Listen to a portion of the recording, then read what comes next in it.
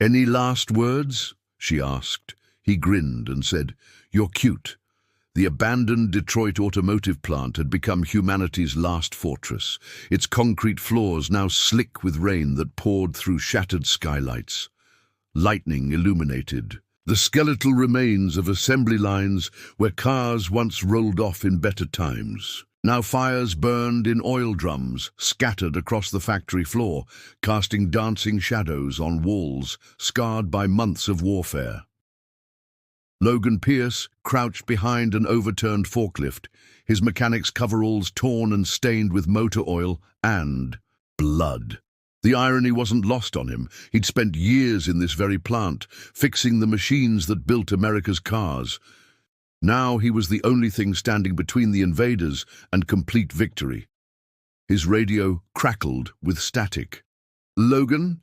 This is Martinez at the North Checkpoint. We've lost contact with Sector 7. Jackson's team went dark 20 minutes ago."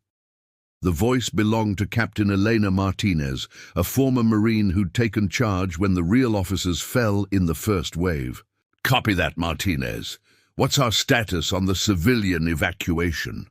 Logan adjusted his grip on the plasma rifle he'd salvaged from a fallen soldier. "Last transport left 10 minutes ago.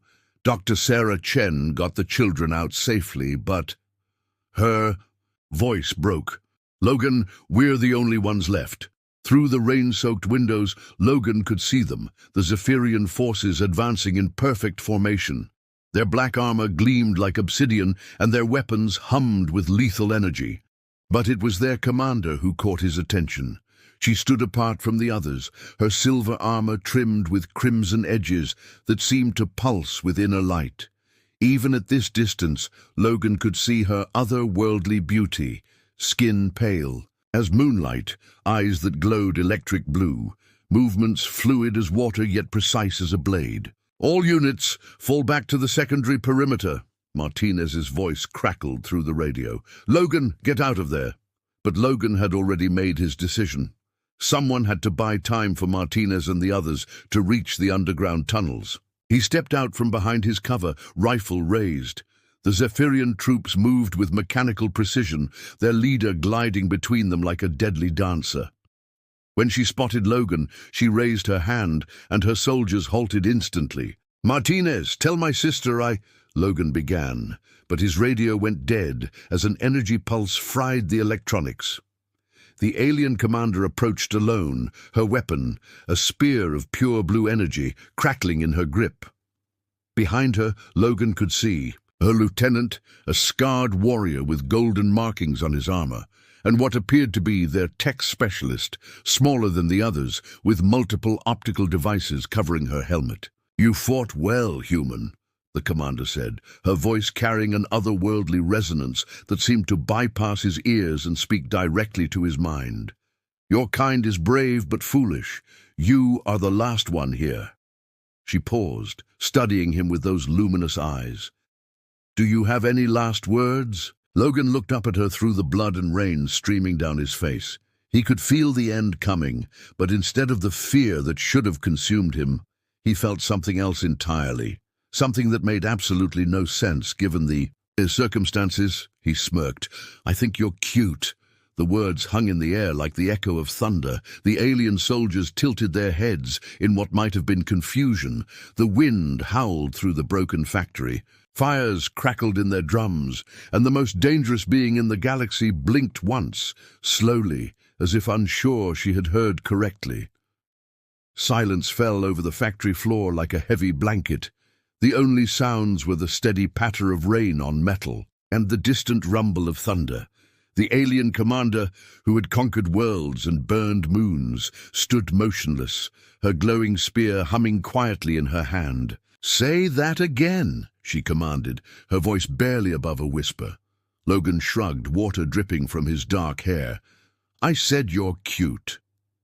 Behind her, the lieutenant with golden markings, whom Logan would later learn was called Thane, shifted, uncomfortably. In all his campaigns alongside their commander, he had never seen her hesitate. The tech specialist, Zara, her multiple optical devices whirring as they focused on Logan, seemed equally perplexed by this unprecedented moment. The commander lowered her weapon slightly, the blue energy dimming. "You mock me before death." Logan laughed once, a sound that echoed strangely in the vast space. "No, I just figured if I'm going out, I might as well be honest." She stepped closer, her boots silent against the wet concrete. The air around her seemed to shimmer with barely contained energy. "Honesty," she repeated as if testing the word, "an interesting concept from a species about to be extinct." "Not extinct yet," Logan replied, meeting her gaze steadily. "Still got a few of us causing trouble." Her eyes narrowed as she studied his face, searching for deception or mockery but finding neither. Just defiance, wrapped around something she couldn't quite identify. "What is your name?" "Logan Pierce. And you are?" "Commander Avara of the 2nd Flame Legion." She paused. "And you find me attractive?" Logan's smile widened, despite his circumstances. "Yeah, I mean, you're tall, deadly, and that armor kind of makes you look like a badass goddess." Avara turned away for a moment, her silver cape rippling in the wind that whistled through the broken factory windows. Her troops shifted uneasily. Thane had served under her for 7 years and had never seen their commander show uncertainty. Zara's optical devices clicked as they recorded this anomaly for later analysis. Dr. Chen's voice echoed in Logan's memory from their last conversation in the makeshift medical bay. "You know, Logan, sometimes the most profound connections happen in the most impossible circumstances. The heart doesn't consult logic." When Avara looked back at him, something in her expression had shifted. "Why are you not afraid?" "Because fear's boring, and I've been through worse." "Worse than death? Worse than living without hope." Logan's voice grew softer. "I've watched this world die piece by piece. I've lost friends, family, everything I ever cared about. But standing here looking at you, I don't know. Maybe it's shock, maybe it's madness, but I feel something I haven't felt in months." "What?" "Curiosity." She raised her weapon again, the energy spear crackling to life. "Then die with your curiosity." Logan looked her directly in the eyes. "It wasn't a joke, you know, about you being cute." Avara froze. 1 second passed, 2, then she lowered her spear. "Take him to my ship," she commanded. Thane stepped forward, his voice filtered through his helmet speaker. "Commander." She didn't repeat herself. 2 soldiers, one tall and lean like a predator, the other built like a moving fortress, grabbed Logan by the arms. He didn't resist. As they marched him through the ruined factory, past the abandoned assembly lines, and through the loading dock where he'd once unloaded parts shipments, Logan chuckled to himself. "Cute and dangerous," he murmured. "Definitely my type." The Zephyrian ship was a sleek obsidian construct that seemed to absorb light rather than reflect it. As Logan was led up the boarding ramp, he caught a glimpse of Martinez and 2 other survivors watching from a distant rooftop. At least some of humanity would live to see another day.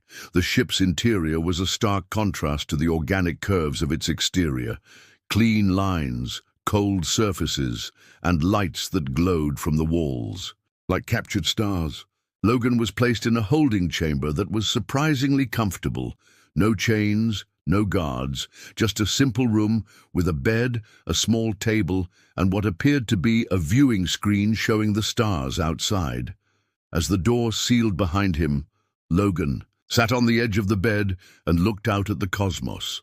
Somewhere out there, the war continued. But here, in this impossible moment, something had changed. He had looked death in the face and called it beautiful. And somehow, incredibly, death had blinked first. Hours passed in Logan's chamber, marked only by the subtle vibration of the ship's engines and the slowly shifting starfield beyond his window. He tried to sleep, but every time he closed his eyes, He saw Avara's face, those electric blue eyes studying him with an intensity that was both terrifying and strangely intimate. The safe, Doctor whispered open without warning. She entered alone, having removed her helmet to reveal sharp, elegant features that seemed carved from moonlight itself. Her hair was white as starfire, cropped short in a military style that emphasized the graceful line of her neck. "Why did you say that?" she asked without preamble. Logan leaned back against the wall. "Say what? That I find you cute?" "Because you are," he shrugged. Simple as that. She moved closer, her steps silent on the smooth floor. This close, he could see that her skin had an almost luminescent quality and that her eyes held depths like twin oceans. "Humans are weak, loud, emotional." She paused, studying him. "But you confuse me." Logan tilted his head. "That's a good start." To his surprise, she sat across from him on the small chair near the viewing screen. The casual gesture seemed almost human, and Logan found himself wondering what she was like when she wasn't conquering worlds. "I am called Avara Tel Sindra of the 2nd Flame Legion," she said formally. "I have conquered 8 worlds. I have burned 3 moons to deny them to our enemies. No one has ever dared speak to me as you have." "Glad to be the first," Logan grinned. "Must get lonely up there on that pedestal." Her expression flickered, too quick to be called surprise, but something close to it. "You speak of loneliness as if you understand it. Don't we all? I mean, here you are, the most feared warrior in the galaxy, sitting in a cell talking to your prisoner. Either you're conducting some kind of psychological warfare or—" He let the sentence hang. "Or what? Or maybe you're just as curious about me as I am about you." She stood suddenly, her composure reasserting itself like armor sliding into place. "You are my prisoner, nothing more." Logan rose too, noting that even standing, she was several inches taller than his 6 feet. "Maybe, but that doesn't mean I can't try to make you smile."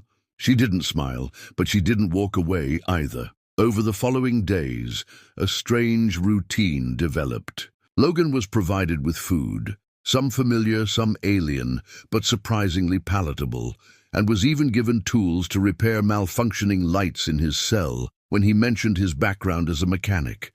The work kept his hands busy and his mind focused.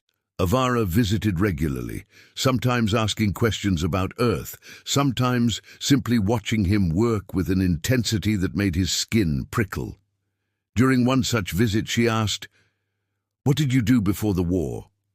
Logan looked up from the light panel he was rewiring. "Fixed stuff, made people laugh. Helped out where I could." He smiled at a memory. "I had this garage in Detroit. People would bring me their broken-down cars, but half the time they'd end up staying for coffee and conversation. My sister Sarah, she's a doctor, used to joke that I fixed hearts as much as engines." Avara nodded slowly, something in her expression softening, almost imperceptibly.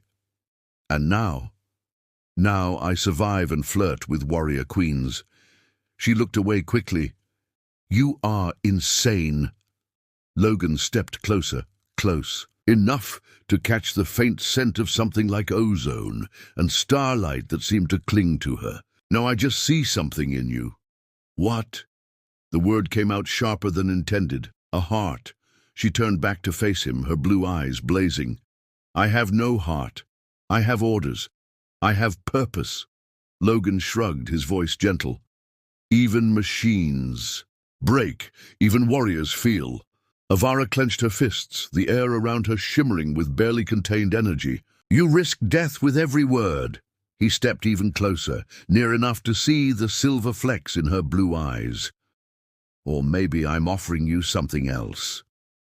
She stared at him for a long moment, and Logan could almost see the war being fought behind. Those alien features, duty against desire, conquest against connection. "You think I need saving?" she asked finally. "No," Logan said quietly. "I think you need someone who sees you. Not the commander, not the conqueror, just You. The silence stretched between them, filled with possibilities neither dared name. Then, without another word, she left. That night, Logan felt the ship change course. 3 days passed without Avara visiting Logan's chamber. The ship continued its new trajectory, and through his viewing screen, Logan watched unfamiliar constellations. Wheel by! He'd grown accustomed to the subtle sounds of the vessel, the whisper of air recyclers, the distant hum of the engines, the occasional footsteps in the corridor outside his door. It was Zara, the tech specialist, who finally broke the silence. She appeared at his door without warning, her multiple optical devices whirring as they focused on him. Unlike the others, she was small and compact, her armor a deep blue rather than black. "The commander has not eaten in 2 days," she said without preamble, her voice carrying a melodic quality that reminded Logan of wind chimes. Logan looked up from the mechanical puzzle he'd been working on, another repair project Avara had provided, before their last charged conversation. "And you're telling me this because she has never behaved this way. Thane believes you have poisoned her mind with some human toxin." Logan laughed. "If honesty is a toxin, then yeah, I'm guilty." Zara's optical devices clicked as they refocused. "Honesty, an interesting concept. Our species has a saying, truth is the sharpest blade. It cuts both the speaker and the listener." "Sounds about right." Logan set down his tools. "Can I ask you something? Why does Avara fight? I mean really fight, not the orders or the duty. What drives her?" Zara was quiet for so long that Logan wondered if she'd left. Finally, she spoke. "Loss. Her world was destroyed by a plague before she was old enough to understand. She was one of only 1,000 survivors. The Empire saved them, gave them purpose, made them into weapons." She paused. "She has been trying to outrun that helpless child ever since." Logan felt something twist in his chest. "And conquering worlds makes her feel less helpless?"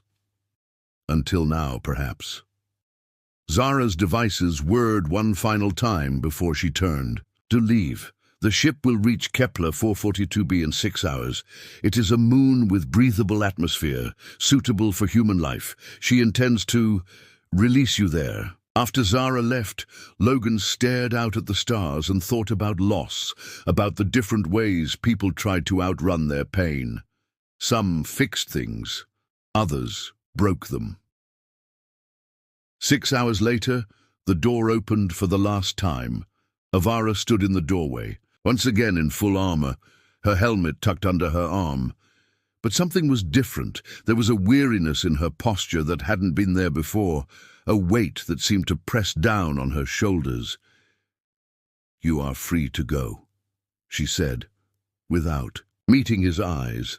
"There is a transport waiting." Logan raised an eyebrow. "You're letting me go?" She nodded curtly. "The transport has supplies for 6 months and a beacon to call for rescue. You will survive." "Why?" For a moment, her composure cracked. "Because I cannot think when you are near." Logan chuckled softly. "That sounds like a compliment." She stepped forward then, close enough that he could see the conflict written in every line of her face. "If you leave, you will live. If you stay—" She paused, and when she continued, her voice was barely above a whisper. "If you stay, you may change." "Me!" Logan looked into her eyes and saw the scared child Zara had described, the one who had lost everything and spent her life trying to become strong enough that it could never happen again. "Maybe we both change," he said quietly. She reached up with one trembling hand and touched his face, her skin cool against his. "You are not what I expected," Logan smiled. "Neither are you." She kissed him then, soft, quick, but achingly real. When she pulled back, her eyes were softer than he'd ever seen them. "Go," she whispered. Logan turned toward the door, then stopped. Or, he said, turning back to face her, we both go. Find something new. Start over. Avara stared at him, and he could see her entire world hanging in the balance. You would leave your world for me. No, Logan said, stepping closer. I would leave the ruins, the war, the ghosts, for us. She looked down at her armor, her weapon, her ship, all the symbols of the life she'd built on duty and conquest. Then she looked at Logan, at the possibility he represented, at the chance to be something other than a weapon. Slowly, she began to remove her armor. My real name, she said as the silver plates fell away, is Vara, just Vara. Logan smiled and took her hand. Nice to meet you, Vara. I'm just Logan. Together they walked toward the transport, leaving behind armies and missions and the weight of their separate wars. As they sealed themselves into the small ship, Logan caught a glimpse of Thane and Zara watching from the command deck. Thane's golden armor seemed to gleam with something that might have been approval, while Zara's optical devices whirred one final time in what Logan chose to interpret as farewell. The transport launched into the star-filled void, carrying two souls who had found something neither had been looking for.